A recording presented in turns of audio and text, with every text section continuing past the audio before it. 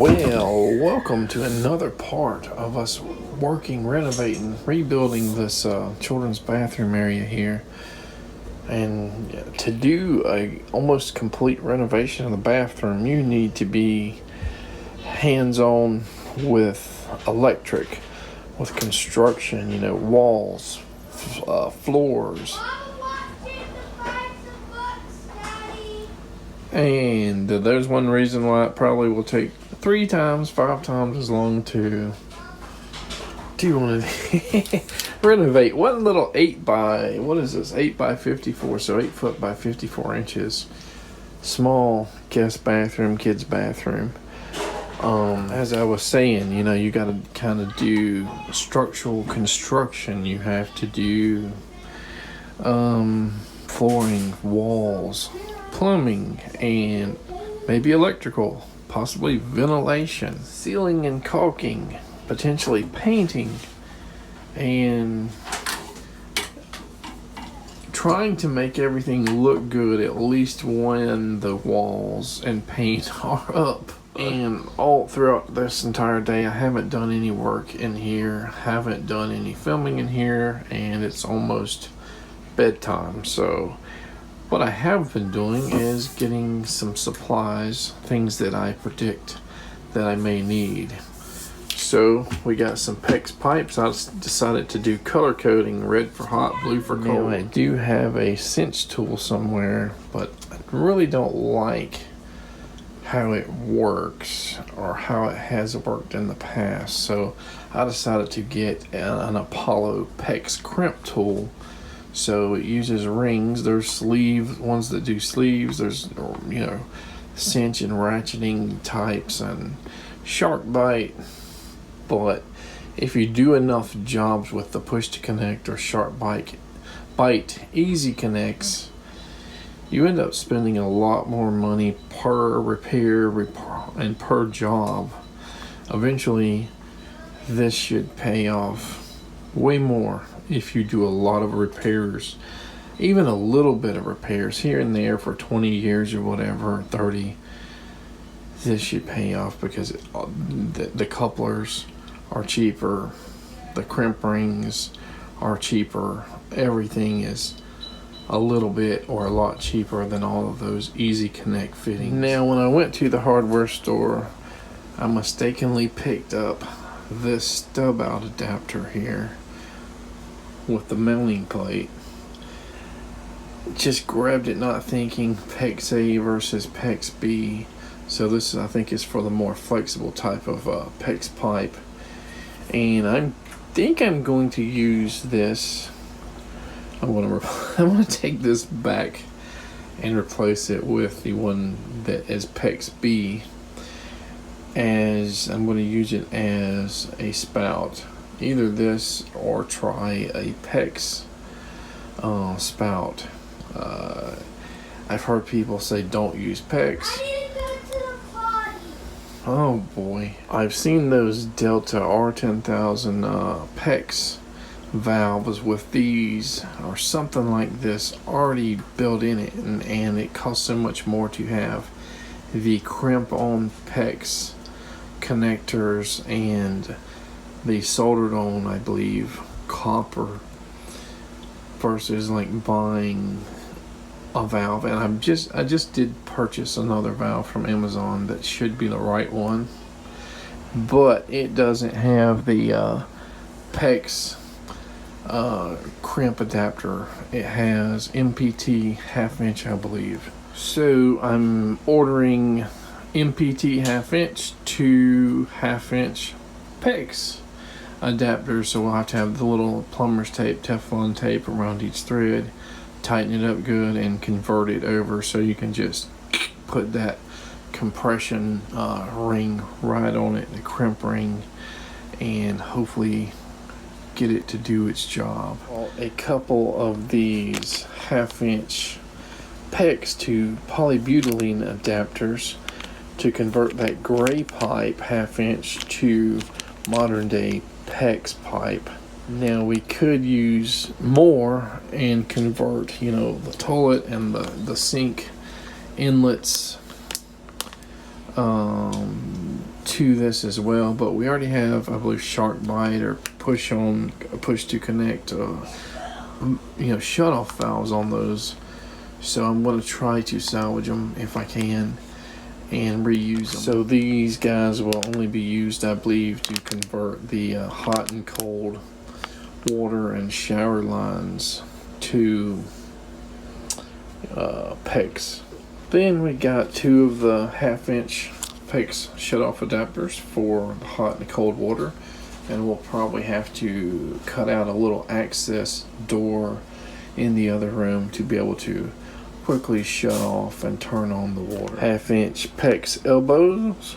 I got a few of them just in case we need it. We may not even need them, but we'll see how everything fits in the wall. And a 2-pack of stub-out bend supports, to bend that PEX pipe. Again, that's PEX B, not the more flexible PEX A.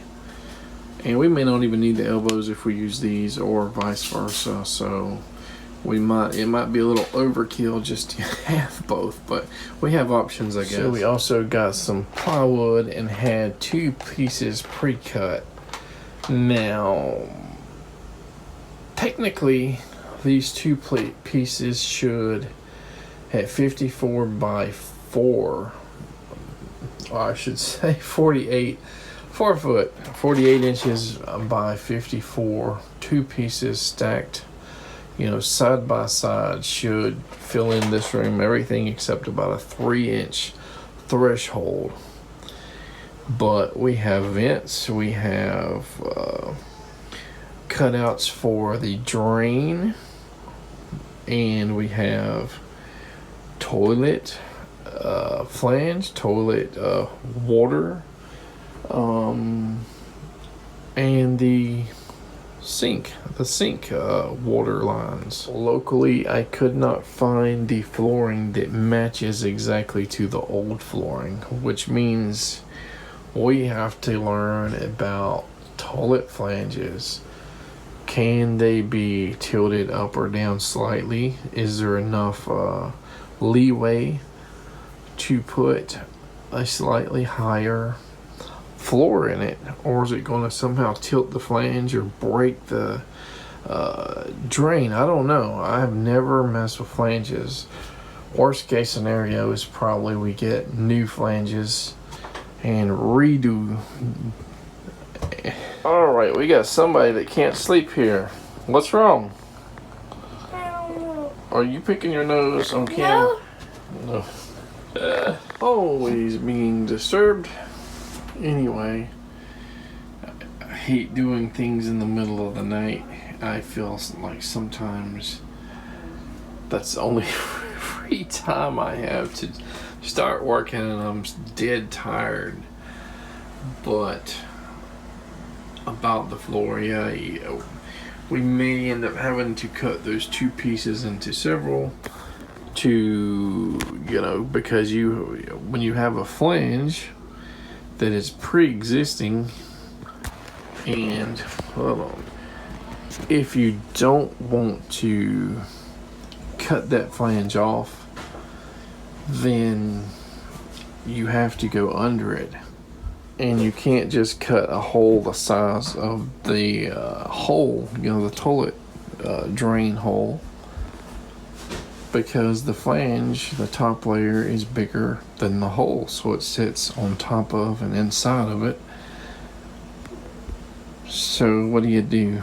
And I pretty much made up my mind to go ahead and put a backer board, a cement backer board here. Not the 1/2-inch or whatever, which would be pretty sturdy from what I can tell. The 1/4 inch, which I'm sure once it's actually attached to a somewhat sturdy wall, they both will help structurally support each other, and hopefully give us something if we have to silicone to it, like a surround or something, a waterproof vinyl or plastic wallboard or whatever we choose. I didn't go with a 1/2-inch just because I'm concerned about how much this wall is going to push this way and mess it up, you know, for the existing wall. You know, how much further are we going to push a potential surround or tub away from that wall? You know, is it going to affect, you know, closeness of the toilet and everything else? I don't know if I should just take this wallboard, you know, up here completely off, or try to get measurements from surrounds or whatever and then cut it off so there's an existing somewhat okay shaped wallboard here. Try to get some glue, liquid nail or something, and press it against there and maybe repaint it. Now that is not, I don't know what that is. It can't be washed off. It's not dirt, but I wonder if this will take a coat of white paint. So how far do we go to meet a surround, or do we go all the way to the top and just put that vinyl wallboard all the way at the top? But if we do that, I think we would have to use the backer board, and again that would probably push this window frame, inner frame, you know, a little bit further out than it's made to be.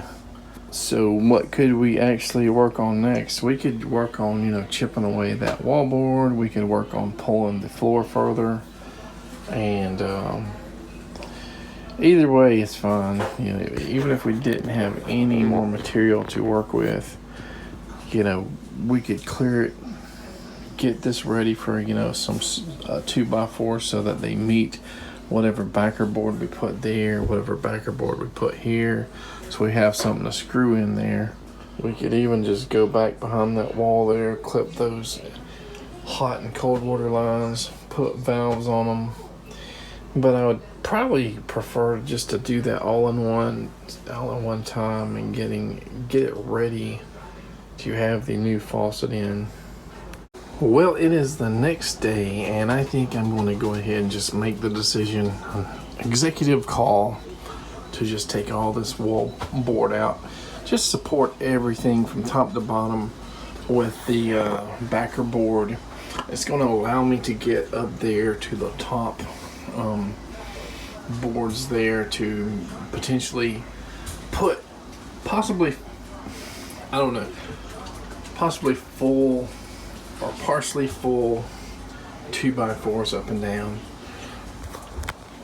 Big thing is the corners, even though, you know, you can see, or maybe you can't see, these were stapled in. What did it staple into? There is nothing behind here. You know, I can put my finger across there and it's probably 2 to 3 inches past that wall, or there is any structure. It's just air and insulation. There are probably at least three different things I could be doing without adding any more, you know, materials. So I got materials to hopefully knock everything out. Whether it be this, whether it be the floor, subfloor. What I couldn't get yesterday were 2x6s because Home Depot was sold out. So is it an emergency? I still have like an 8-foot piece and maybe about a 4 or 5 foot piece, so that might do it. But then again, I might need 1 or 2 more full pieces to cut and to get the floor joist right. Just never know until I get down there and see. Well, the handle for that window, cobwebs and all, handle for that window was broken. So even if I don't know if we can fix it or not. We might can put a new handle there, but we may glaze over that, or we might just put a new window there, or just let it not be openable. But we already got most of this paneling off. We got a few little places, and we need to get something to cut that edging. I might have to borrow or buy another tool for that. And these are attached to the 2x4s that are recessed in there. So the panel goes further back than this wall. So it was built before the rooms were built. So it's probably like halfway in between here and the sheetrock wall on the other side. Possibly good news is that trim there around that window. Once we get it cleaned up, we can just butt something against it and see what happens. And it might work for us. I got the molding strip up there, and it's gonna be a pain in the butt to get these side edges because my blade, I don't even know if it's a wood blade or what, it's dull. So hopefully we can get the top stripped, and then it'll be a long job going up and down the little side. Getting it just 1 inch at a time. All right, we got the left side pretty much done. Time to do the right side. All right, we got that side all the way down to here, and there's conduit there. Unfortunately, we got this strip here. There's a little bit of rot just right under this old faucet, but I'm not going to do anything about that right now because we're going to put something else over it later. We'll see if we need to sturdy it or cut some stuff out, put something new in here before that happens. But I wonder if that conduit is going to be a problem because we need to get another 2x or something there. You might have to put one up to here and then space it and put another one there all the way up or something like that. I'm going to take that little board out, and we should pretty much be done with the demolition on the wall. I think everything from here on out should be rebuilding. All right, bracket number 2's down, and I hope that I don't have to put it back up. I think the new tubs don't use those brackets anymore, so even if they do, we'll probably have to rebuild the rod and stuff anyway. Well, it's been a long, hard day, but it's not really because I had much time to work today on this project. But again, we're going to put more insulation here. This stuff is just, it's got wet too many times.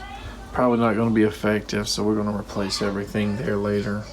So I ended up putting 2x3s on this one wall here, lining up the flat side, hopefully with the rest of the studs here. So there's a gap on that side, and I had to put 2 there, and I screwed them to that existing 2x4. And of course on the floor and the ceiling top board there, and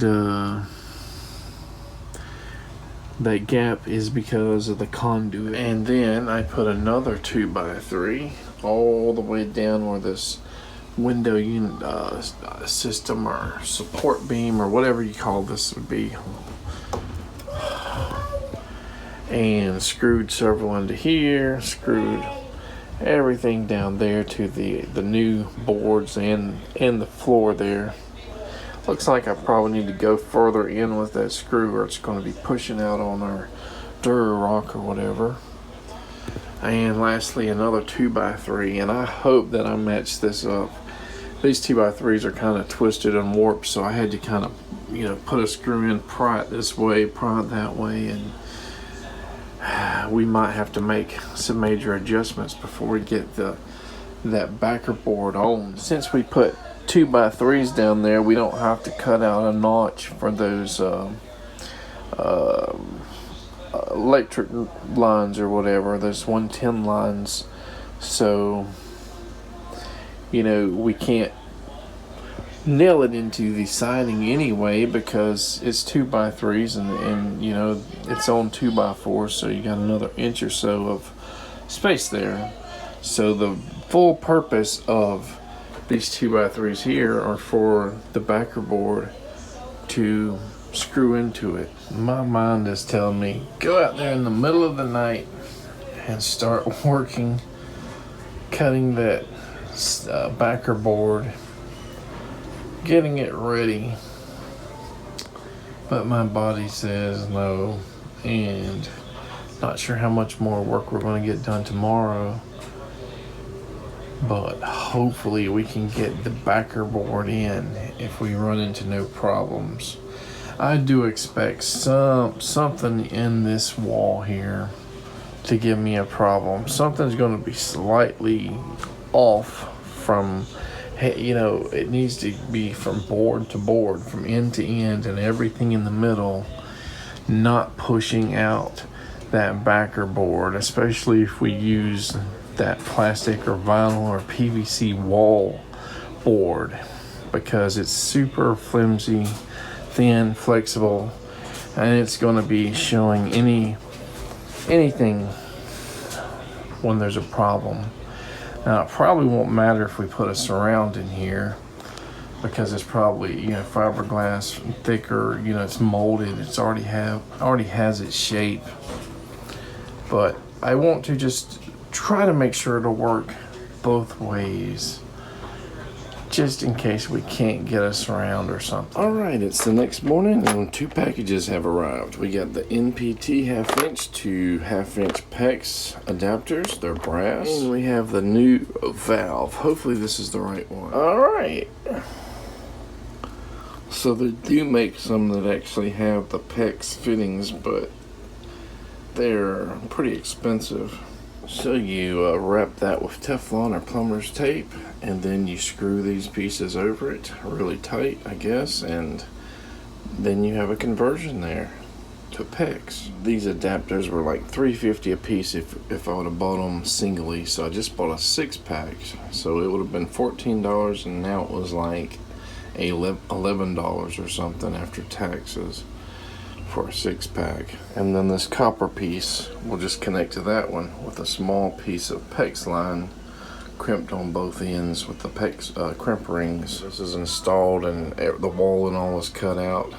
This plate will be on a stud or something mounted, and most likely this here will be too long, so it'll have to be cut. See, there's no hole for a spout anyway. So you cut it, deburr it, and put the slip and screw on faucet on it and hope for the best. My new stub out will be here today, I believe, because I bought PEX A right there instead of PEX B, which is what I needed. Alright, so I got the valve made. I got those MPT adapters. I got the plumber's tape, Teflon tape there. Got this little section here crimped on to the 1/2 MPT to PEX B adapter. So looks pretty good. I used the tool that's the go or no go tool, and that's it. Probably saved a little bit of money by doing it myself. Didn't save that much money. It was probably around $51 for all the parts, and I have 2 more MPT to PEX adapters left. But there we go. They go for, yeah, 64 all the way up to over $100 depending on the supply store you get it from that has the copper thing already installed.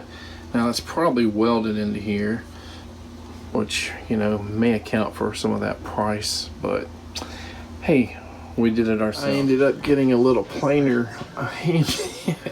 I don't even know why I bought this, just in case, but I kind of like seeing it anyway. It's very old school, so it might be handy for other wood projects later on anyway. And hopefully a better multi-tool cutting tool here with a wide blade.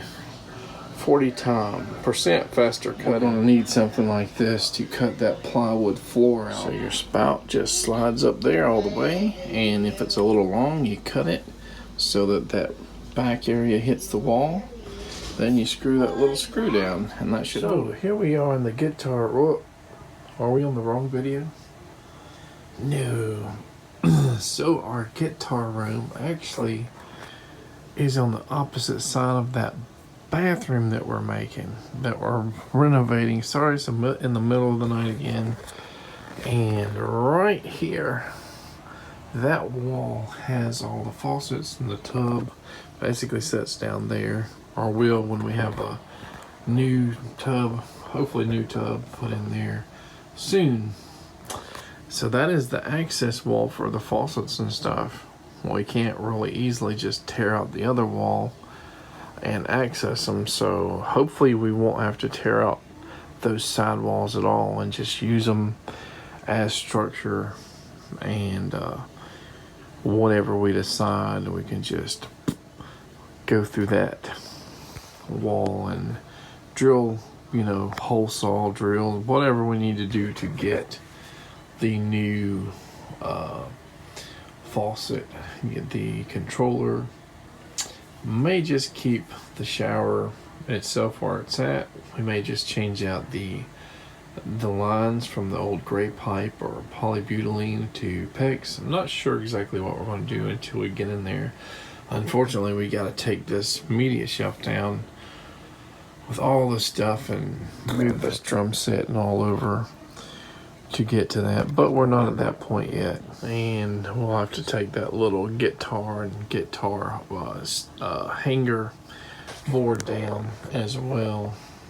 But I think in the long run I'm going to cut out a smaller access point where I'm going to put the on and off valves in down there, so when this stuff is back up, hopefully I can work on everything except maybe the shower head itself without taking everything off. So this is what she looks like so far, and unfortunately I haven't been able to pick up a drill or anything today other than creating that little valve thing and putting the stub out connector and stuff on it, and getting a few supplies from Harbor Freight and maybe one or two other places. And I don't know if I actually did this on video, but I had a long level here trying to see how, much the wall is potentially off. And despite, this tangled up mess looking stuff of, 2x4s, 2x10s, 2x3s in the middle, this stuff is actually pretty much on this face plumb level with itself for the most part. Those two outer ones, that 2x3 there and the two I just put in there, that one there on the other opposite side, one of them is coming out a little bit too much and the other one's going in too much. They were twisted and warped anyway. I think I said that on the video.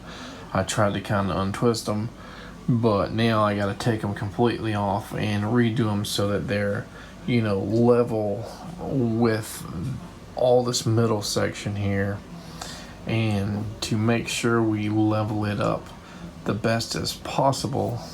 Once we get that pretty good, I think I'm gonna put like a 2x4 or something all the way across it that's pretty good and level, tighten it onto each stud, and then put some more cross sections, so 2 up here and 2 down there. So tighten those cross boards up while that 2x4 is pulling everything pretty much to the same plumbness. Now you may not even need to do that because, like I said, this middle section is pretty good, but I don't think it's going to hurt to do that and then add those 4 supports. And I think it should be pretty good then. And I think that because I'm not changing out the siding here, at least on this top portion, I'm probably going to have the new insulation in pretty soon too, before I put that cement, that backer board over this. So I hope that when I go and look for some more insulation, some new insulation, I've got some. Hopefully I have enough and I can make it work. On this bottom section, it really doesn't matter because when I pull that little piece of tin out covering that, I'm going to have to re-side it anyway. But hopefully I can just get everything down to there. If not, I can always delay putting that last piece of siding down there. Well, it's the next morning and I've been working on that outer stud there, or wall support, whatever you want to call it. Hey, it's been a pain in the butt. I wore my battery out of my drill, I think, just drilling in and out and putting boards here to try to pull it and push it, and I had to use like a lot of strength up and down here, and now it's like 98%. Just made this little handle here to push and pull on, and there is like maybe an 18-inch section from here to maybe here that is coming this way a little too far. That might just be the hump, the bump of the board, and maybe I should have checked it and turned it around the other way. But like I said, these were so twisted anyway, it just might be the twists and warps over time. So I don't know if I'm going to have to plane that area or sand it or what. or maybe it's not so bad that it'll just kind of work there. We'll look before we screw that backer board in. Going to the right side, we put that in 2 pieces. Maybe this won't be as bad, but yeah, this one's going in too far, I think, everywhere, not out too far. So hopefully all we got to do is pull it back and get it a little bit better. All right, so I put some blocking pieces here, 4 of them there, and I need to finish this last part, the second part of this stud, this right stud here, and then take that support bar off so we can probably insulate, or at least dry test fit the backer board, which we're going to have to cut first anyway. All right, I take the support boards off of the interior wall here after I put all these up, and like I said, or did I say it, I recessed them slightly so we don't screw into these. These are just to support the wall, especially when we have these grab bars hooked to this here in the future. Now it looks like it'd be off here, but the issue is it's off on this specific area here, which we're going to make sure we don't screw into this area. So here, may or may not skip that one and go to the next set of studs. And we're stuffing in insulation now, since the wall is pretty much done. And later on, we'll probably, once we get to the siding, we'll push some of this stuff out and staple it so that all them air holes will be taken care of. Light holes, whatever you want to call it. So we'll do it from the opposite side, because we have to side, you know, that bottom half anyway. Alright, time for a backer board, and hopefully this will be good and not have any imperfections, but whatever it is, what it is. We got to get this higher than the floor that's going down, and about a 1/8 inch higher than that. So slightly less than 1 inch, so more than 3/4, less than 1 inch, so right in the middle, hopefully. First sheet is up. What a pain in the butt. I don't even know if we could notch this stuff out successfully for like the window openings and stuff, but this stuff cuts like butter with a little, like a ceramic cutting blade there. Well, we got the second one close, and I thought I was going to level this guy, but there was no way to level. I think I'm going to get the multi-tool and notch out certain areas of the wall in there so it fits in. This one, I guess we couldn't get it 100% level. It was too much of a fight, so we got it close, and I said, well, I'm gonna just leave maybe a gap on whichever side it's unlevel on, but I couldn't do that because of that window there. All right, so we got the first 2 pieces in. I had to multi-tool a few places there to make it fit. And we got the last section to do. Can we notch out that big section in 1 piece? Or do we need to do it in 3? So because I couldn't get the level on the bottom right or this piece, I'm gonna have to probably do this in 3 pieces, because this one's like a 1/4 inch difference from that side there. And just see what we can do. All right, we got that small piece up there. Now we got the left one done. Now we just need that top middle portion. And I am done 6 minutes before 5 p.m. So hopefully everybody in the house will be happy and not be saying, you can't work all day and all night. I got what I set out to do done for the day. So the wall was redone, sturdied up more, put that backer board on. I'm not worried about the gaps. I'm not putting tile back here. May do a little adjustments tonight or tomorrow, but we're done with this so far. Now we can probably work on the floor.